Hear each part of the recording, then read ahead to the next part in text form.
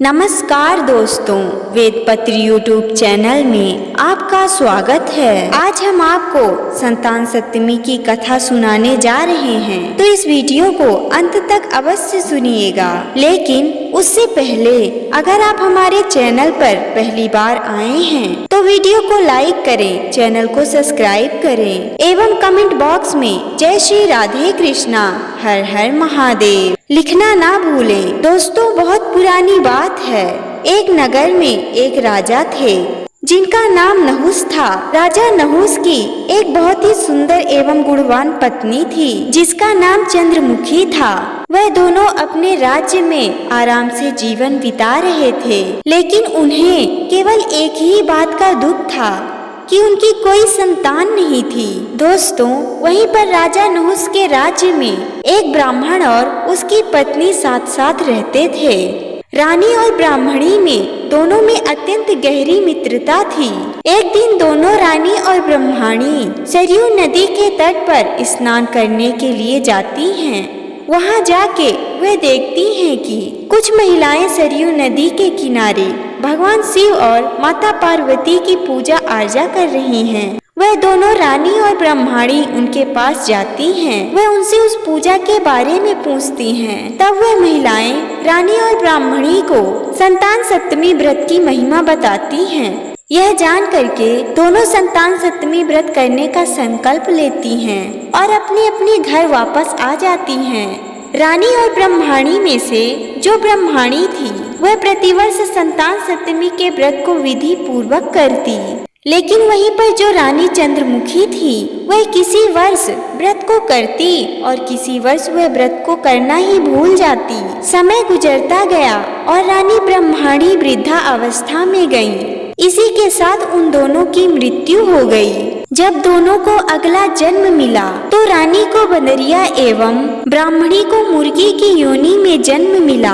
ब्राह्मणी मुर्गी की योनि में भी संतान सप्तमी के व्रत को करना नहीं भूली। उसे भगवान शिव और माता पार्वती पर अखंड विश्वास रहा और वह मुर्गी की योनि में भी संतान सप्तमी के व्रत को करती रही। वहीं पर जो रानी चंद्रमुखी बदरिया की योनि में थी वह इस व्रत को भूल चुकी थी। कुछ समय बाद दोनों मृत्यु को प्राप्त हो गईं। दोस्तों, उन दोनों का फिर से नया जन्म हुआ।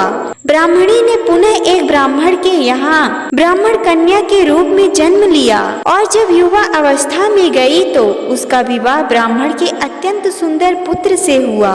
वहीं पर जो रानी चंद्रमुखी थी उसने पुनः एक राजा के यहाँ कन्या के रूप में जन्म लिया। रानी भी जब बड़ी हुई तो उसका विवाह एक राजा से हुआ जिसका नाम पृथ्वीराज था।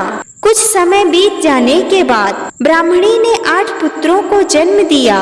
उसके 8 पुत्र नेक स्वभाव वाले थे। वे धीरे धीरे बड़े होने लगे और इसके बाद वे बाल्य अवस्था में गए। लेकिन वहीं पर जो रानी थी उसकी कोई संतान अभी तक इस संसार में नहीं आई थी।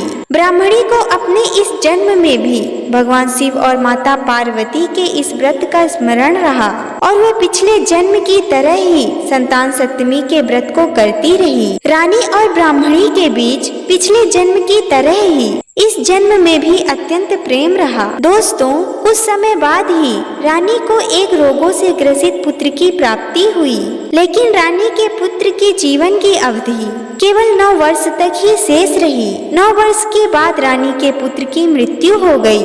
रानी अपने पुत्र से बिछड़ने के बाद बहुत परेशान रहने लगी। अपने पुत्र की मृत्यु के सदमे को वह भूल नहीं पा रही थी। जब ब्राह्मणी को रानी की स्थिति का पता चलता है तो वह अपने सभी पुत्रों के साथ रानी से मिलने के लिए महल पहुंच जाती है। कुछ दिन बीत जाने के बाद ब्राह्मणी के पुत्रों को देख के रानी के मन में ईर्ष्या जलन जैसी भावना उत्पन्न होती है और वह ब्राह्मणी के 8 पुत्रों को मन ही मन में जान से मारने की योजना बनाती है। दोस्तों, एक दिन रानी ने ब्राह्मणी के 8 पुत्रों को एक साथ भोजन करने को दिया। रानी ने अपनी चालाकी दिखाते हुए उस भोजन में अत्यंत विषैला विष मिलाया हुआ था। जब ब्राह्मणी के 8 पुत्रों ने उस भोजन को खाया तो उन्हें कुछ भी नहीं हुआ। वह भगवान भोलेनाथ और माता पार्वती जी की कृपा से सकुशल सुरक्षित थे। यह देखकर रानी को बहुत ही आश्चर्य होता है और वह ब्राह्मणी के पास दौड़ते हुए जाती है एवं ब्राह्मणी से कहती है कि मैंने तेरे 8 पुत्रों को भोजन में अत्यंत विषैला विष मिला के खिलाया, लेकिन इसके बाद भी तेरे पुत्रों को कुछ भी नहीं हुआ। तूने ऐसे कौन से कर्म किए हैं जिसके प्रभाव से तेरे सभी पुत्र सकुशल हैं? दोस्तों, इसके बाद ब्रह्मणी रानी से संतान सप्तमी के व्रत के बारे में बताते हुए कहती है कि इस व्रत के प्रभाव से ही मेरे सभी पुत्र सुरक्षित हैं और वह रानी को अपने पिछले जन्म की कहानी को बताती है। ब्रह्मणी रानी को यह भी बताती है कि किस प्रकार वह अपने पिछले जन्म में संतान सप्तमी के व्रत को करने के संकल्प को भूल गई, लेकिन मैं उस संकल्प को आज भी नहीं भूली, जिसके कारण ही मुझ पर भगवान शिव और माता पार्वती की कृपा बनी है।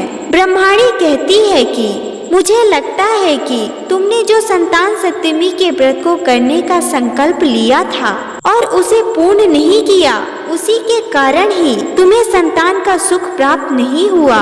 इसीलिए तुम भगवान शिव और माता पार्वती से क्षमा मांगो और उनसे संतान प्राप्ति के लिए निवेदन करो। इसी के साथ संतान सप्तमी के व्रत का नियमित रूप से पालन करो। दोस्तों, इसके बाद रानी ने संतान सप्तमी के व्रत को नियम पूर्वक किया और इसी के साथ ही रानी को भी संतान के सुख की प्राप्ति हुई। हे भगवान शिव और माता पार्वती, जिस प्रकार आपने रानी और ब्रह्मणी की इच्छा पूरी की एवं उन पे अपनी कृपा बनाए रखी, उसी प्रकार अपने सभी भक्तों पर अपनी कृपा बनाए रखना। तो दोस्तों, यह कथा आपको कैसी लगी हमें कमेंट में जरूर बताएं और अगर आप हमारे चैनल पर पहली बार आए हैं तो वीडियो को लाइक करें, चैनल को सब्सक्राइब करें एवं कमेंट बॉक्स में जय श्री राधे कृष्णा हर हर महादेव लिखना ना भूलें।